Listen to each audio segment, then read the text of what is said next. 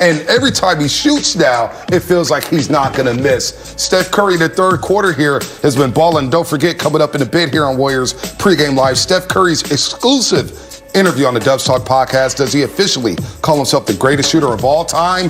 We will find out. But I know one thing, that third quarter last night was special, Darrell. Bonte, we didn't realize that because when you're enjoying greatness, you don't even think about that. But every time Steph shot the ball last night, it was just like, wow. You know, guys on his face, hanging on him, dribbling through guys. But this goes into what he does in the offseason, what he does during the season. Put the extra time, put the extra work in. So when he get out there, it's just like playing a game. Video game, though. He's at an extra high level even for Steph Curry these last 7-8 games. And his shot making has just been off the charts. 29 of 49 the last 3 games from three-point range. That's in sick. 3 games. That's sick. And the Milwaukee game and the Denver game, he was guarded very well, I thought. Last night he was open. Last night was a joke. So if you're going to play him like that, he could have had 70 last night if he played more minutes. Right. Easily. Easy. You would have had another 50. So that was a perfect third quarter. But he's been playing perfect basketball since he came back from his tailbone. Well, let's break down these third quarters Steph Curry's having, because when the Warriors were on that 5-year finals run, he had monster third quarters. That's what he was known for. But break this down for us, Willie and Darrell. How is he doing it here in the third quarter? So you want to see perfection. He comes off, draws the triple team, feeds Draymond for the traditional three-point play. Here off a split. Wiggins hits him, keeps his dribble alive. Just dazzling. Now we got 5 defenders watching Steph Curry. Simple play, corner 3 to his boy Bays. Yeah, and guys know they have to be ready. And right here, attacking the big, slow feet. Big Moses, baby. Go ahead, Darrell. Go laugh it off, baby. Moses had no shot. No shot at all. And right here, just come right off. Where's we said pregame, run at the young big center. They have a hard time guarding him. But these shots, Steph Curry's not going to miss these shots ever. And as Bonte, you said, he's on a heater now. I don't think he sees the defense even when it is on him. Right. There's no doubt about that. And look at this. He's just toying with the Thunder here. These are heat check shots, fellas. And the thing about it, his teammates do a great job of getting them open. We hear a lot screen assists, and Looney, Draymond, they really take a lot of pride into that. And that's how he gets open a lot of those times as well. When the defense is lacking and, stop watching the ball, he coming off the screen ready to shoot. This is what I don't get. You guys are NBA players, so explain to me and the fan base here. How does Steph Curry get so wide open against NBA defenses? Because as you guys broke down yesterday, he gives the ball up around half court and he relocates, but people forget about him. Right. How can you forget about the greatest shooter of all time? Well, they don't forget about him. He has the diverse skill set and the incredible fitness. So when he has the ball, everyone's locked in on him, and he's still dynamic. But once he gives it up, you can't double him without the basketball. That's illegal. So when he starts back screening and running off screens, he's covered one-on-one. And that's why I don't think there's a player in the history of the NBA that has had Steph's ability to attack off the dribble and be incredible with that. But more importantly, when he gives the ball up, he becomes more dangerous and more effective. Man, who does he compare to? I mean, you said nobody. Reggie Miller, we saw Ray Allen. I mean, Bird could do a little bit off the dribble and, off the screens here, but this is really a unique human being in Stephen Curry. I mean, Klay Thompson, but he can't ball handle like Steph, right? I would say Klay Thompson off the dribble, Rip Hamilton off the screens, and Ray Allen catch and shoot. Wow. See, you named all the greatest three-point shooters, which he's the greatest of all time. Right. But he's in a whole nother category with his ball handling, his runners, his pull-up game. So to me, he's a combination. Think about this. Nate Tiny Archibald, young people have to go Google him. He led the league in scoring and assists. Okay. Right? 30 points, 11 assists 1 year. The only time it's ever been done. Isaiah Thomas from the Detroit Pistons. Incredible ball handling, incredible scoring. Isaiah was an incredible player. Those are 2 of the best all-time guards that I could think of, small guards. Steph has taken their games, molded them together, added the best three-point shooter of all time, and there you have it. So, he's the best three-point shooter, yes. He's one of the best guards of all time, and we're watching him in his peak of his powers. Unbelievable. Enjoy it. Unbelievable. Is he back in the MVP race now with this recent run? I think so. With this run, it lifted him right back up there. I know Jokic has been more in the conversation, but with Murray going down, it's going to be tough on him to get wins. But, these guys know it's playoff time. They have an opportunity to go get some wins and move up in the standings. So I think he definitely moves up. Totally in the MVP race. And not more importantly, but as important, he's flipped my mind in the play-in tournament. I'm all in now because I want to see more Steph Curry, more Draymond triple-doubles, more two-way wins. Warriors, but look at the Warriors creeping up on Memphis there. They've already surpassed San Antonio, had the tiebreaker over the Spurs, winning 2 of 3 this season over the Spurs. So the Warriors right now in a good spot here to make a run and possibly catch Dallas, or at least play them in that 7-8 game. Whew, it's going to be a lot of fun here down the stretch as Luka did the unthinkable here, but you see the Western Conference standing here, Darrell, how it's shaking out. Denver, we know, without Jamal Murray, may slip a little bit. But if you're the Warriors, you have to feel good right now. You have to feel good. And I think it's a great time to get greedy and go on that run we've been waiting on. Coach Kerr's been speaking on. So I think where these guys are, especially their leaders, I think they're going to take those other guys with them because they understand we've got, 18 more games left in the season. It's go time. It's time to get prepared for the playoffs, time to get those lineups and, different substitutions in who's going to be playing. So I think it's time. Due to injury, the rotation has been shortened. I think they feel really comfortable playing small ball. The basketball's moving. The turnovers are down. They're playing the best basketball of the season. And the schedule is advantageous. So I'm getting excited. Yeah, I could tell, Bully. You guys know, man, I'm all in on the play-in tournament now, too. are. I changed my mind big time. You did, I want more.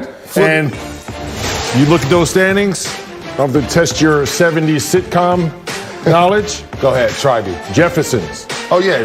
Moving on up, baby. Huh? Let's go. I like that. I like that as we take a look at this. Darrell don't know what I'm talking about. I know what you're talking about. Okay. Jefferson, man. He can do the Jefferson dance. Definitely know We about don't have him do the Jefferson dance. Moving on up. Curry here, he's moving on up this list. Most cases with 10-plus made three-pointers in NBA history. This is just absurd. He's got 19 now. He's got back-to-back games with over 10 threes. 19, you see Klay Thompson there, his teammate, fellow Splash brother, with 5 here. Let's hear from Steph Curry because he's thinking about breaking Klay Thompson's single game record with making at least 14 threes in a game. Here's what Steph had to say about that. Would it mean anything to you to get that three-point record back from Klay? Absolutely. Absolutely. I was kind of joking with some of the guys tonight because I remember Chicago, and he did it in 3 quarters. And I was like, a night like tonight where I had it really going in the third. 2 things. One, his 37-point quarter is even crazier because I had 25 tonight, and it just seemed like I was, invincible out there. This dude had 12 more points and the same amount of time. So that was crazy in and of itself. But then the 14 threes, like I had 11 and felt like I couldn't miss. So I think it's gettable, but we'll see. Of course, Steph Curry, he may get that record here, but let's look at the NBA scoring leaders this season, courtesy of Comcast Business. Every connection counts. And Steph Curry, look at this, fellas. He's been so hot. He's creeping up on Bradley Beal. Bradley Beal was averaging 34-35 at some point this season. He's come back down to the pack. You see Giannis there. He's coming back after missing 6 games.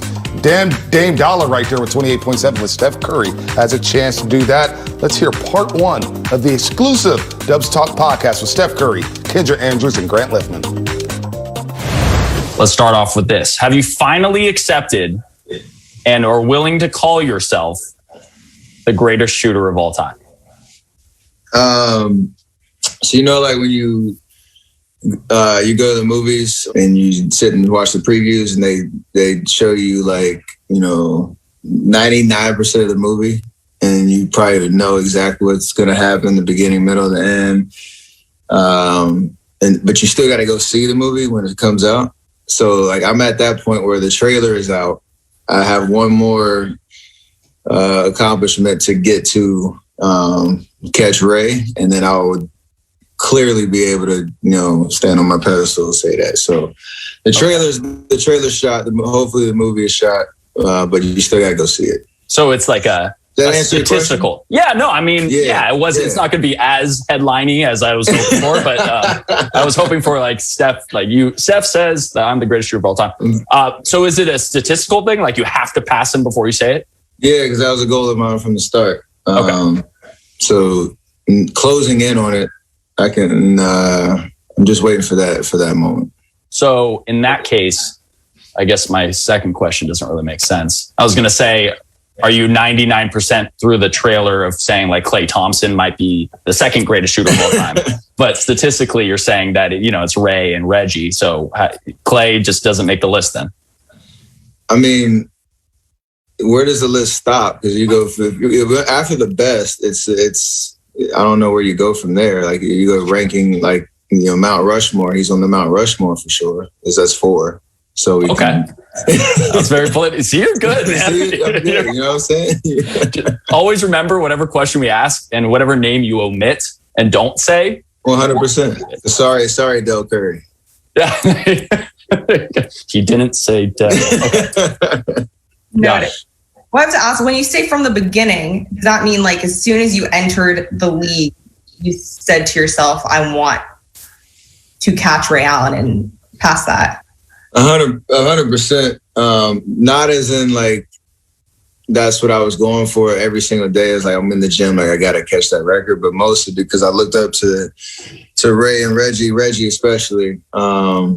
Before I even got to league as a youngster, watching him play against my dad and watching Ray do what he did for years. And even I remember that the game in Boston when Ray broke Reggie's record and Reggie was on the call on the sidelines, and like as a shooter that was such a dope moment. So when I got to the league, that was always like the pinnacle of shooting the basketball. Didn't know how long it was going to take or if I could get there, but that was definitely my mind.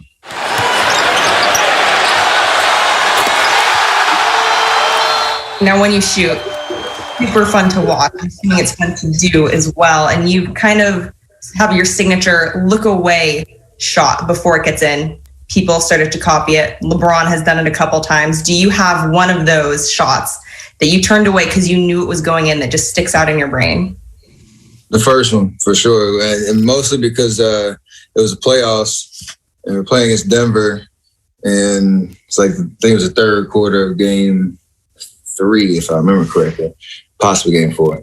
But JaVale McGee was right there behind me. Now I turned around. He was staring at me and pissed off the whole time, knowing I made it. And I just ran back on the court kind of nonchalantly. And then to fast forward, him become my teammate, and we win 2 championships together. That was kind of like a little full circle moment. So that was always it's a matter of who you do it on. My brother was a victim of one of them too, so that was cool in Sacramento. I love that. Yeah, JaVale, the victim of the look. Okay, that's good. That's good.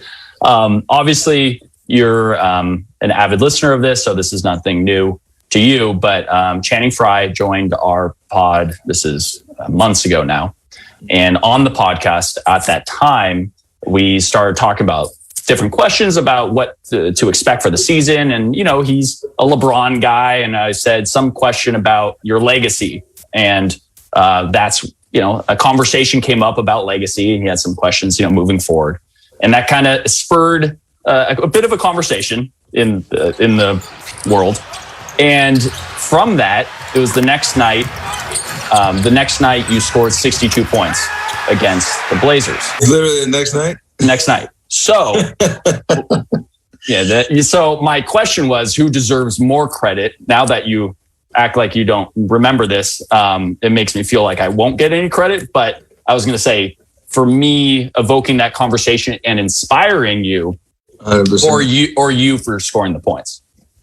Well, definitely you, because I think you have to manifest and speak that into existence. I talked about that last night, with a lot of the career milestones. So even in the moment, you gotta manifest that. So you put that energy into the air, and for some reason, I call wind of it. 1,000%. Can you do that more often, please?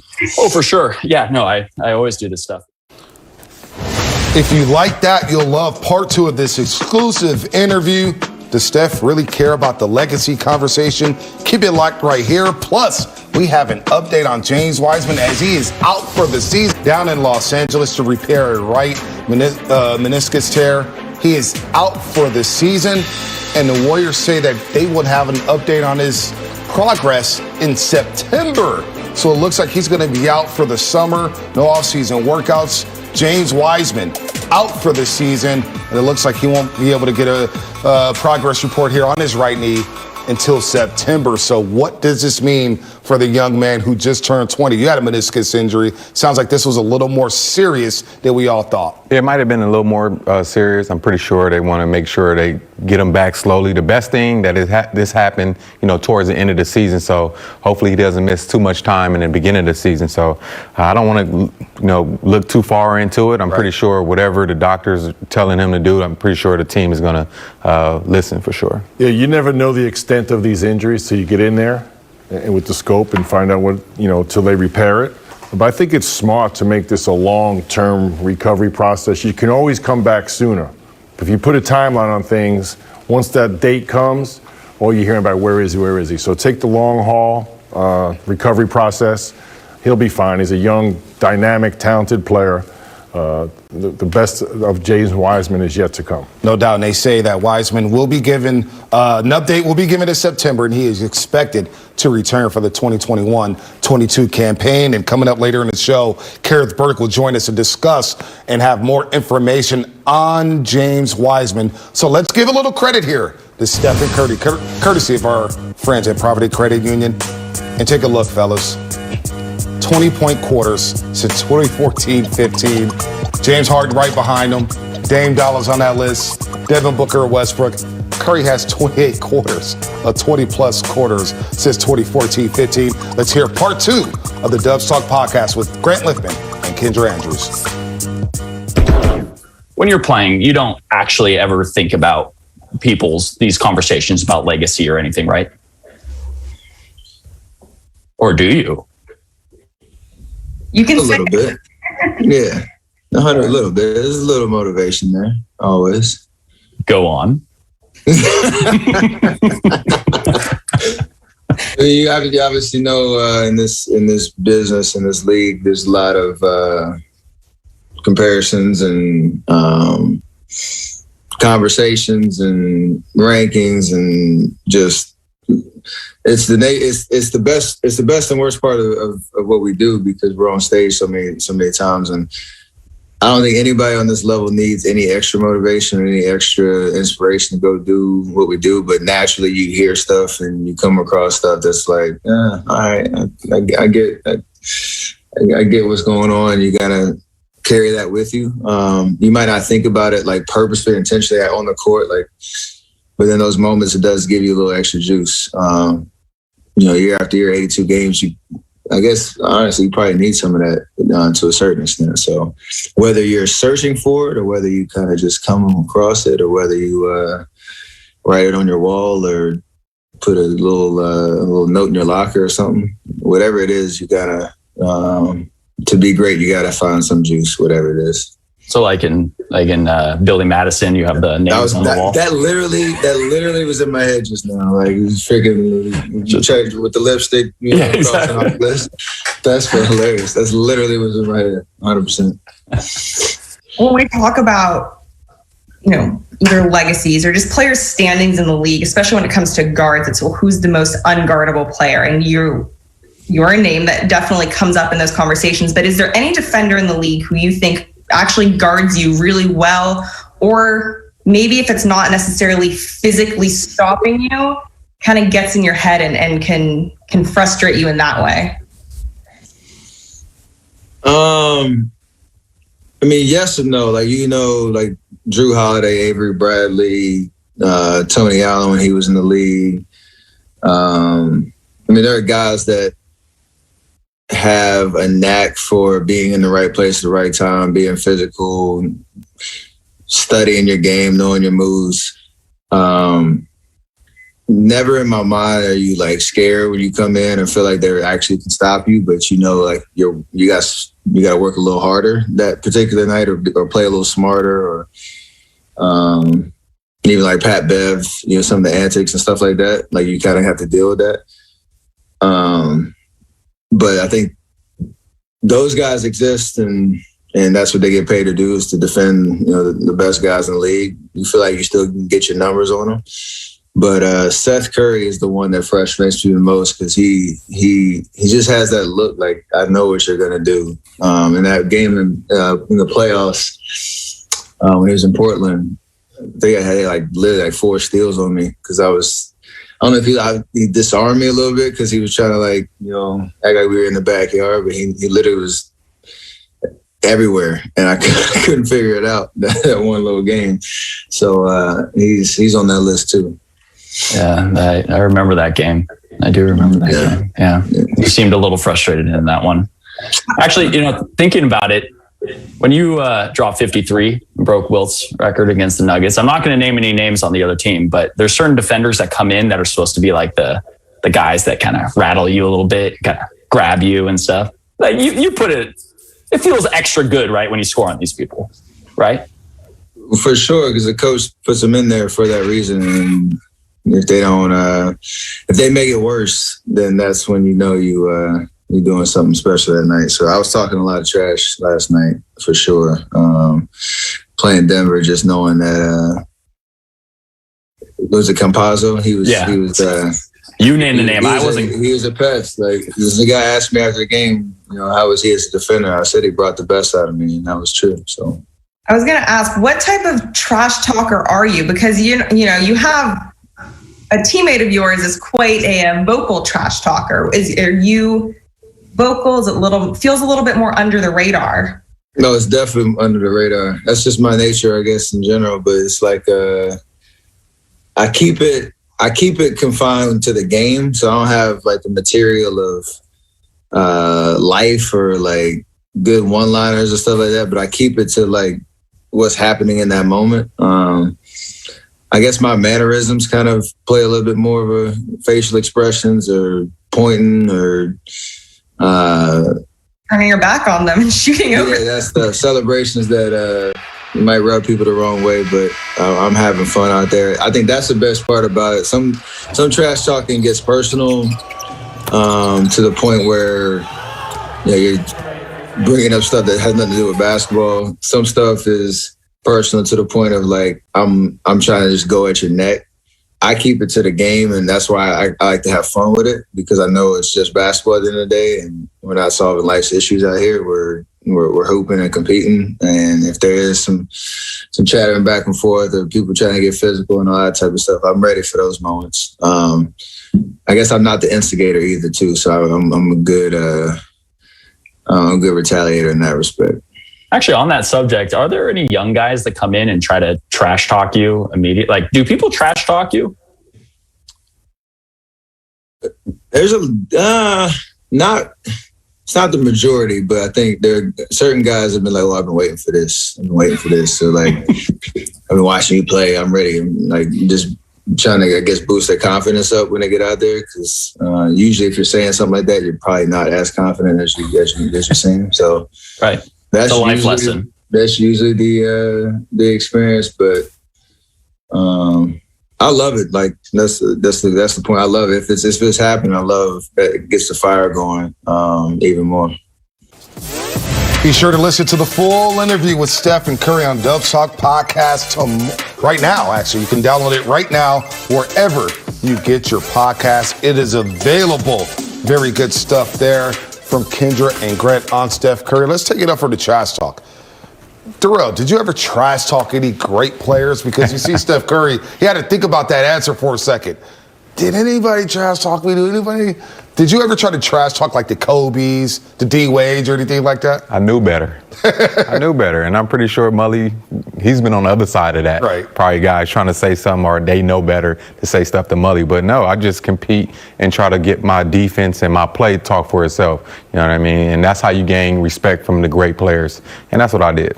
Legacy talk there. What do you got to say, Willie? Steph Curry's trash talk is his consistent, incredible performances each and every night. I took some. So early in the segment, he talked about the movie.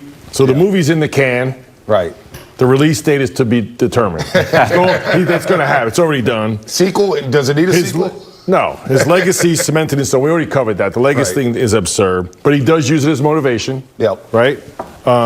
Every time Steph steps on the court these days, he's breaking a record, he's setting history, and he's just the great entertainer. And he does it so efficiently, and he does it in a winning style. And I mentioned earlier about Ray Allen, Reggie Miller, right? Isaiah Thomas, Nate Tiny Archibald. I got to throw in Allen Iverson, right? With the handles. Yeah. And he's just so cool, dude. Yeah. He's so cool. Clyde Frazier. Oh, he's all those mixed together. Like that. And then you get Steph Curry. What's that? Once in a lifetime. Triple-double Game 7 against the Lakers in the finals, Clyde. Whew, that's good company right there. So what's next for Steph Curry, though? We were talking yesterday about maybe the gold medal in the Olympics. What else does he need on that mental for him if you're Steph Curry? Well, it sounds like he's chasing his bro, Clay, to get that record for the three. So I think that's next. I think he's chasing that 36 points in a quarter as well. So I would love to see him play this summer in Tokyo and compete for a gold medal, because I'm pretty sure he'd have a lot of fun out there with all those guys coming together. Right. I want to see that. He could have easily broke that record last night, so that's going down. You know what's next? Whatever he wants. Whatever he wants, he gets, because he works at it. No doubt about that. Kevon Looney, he's been a steady presence inside the paint for the Golden State Warriors, but how long can he carry the load? And up next, the latest on James Wiseman.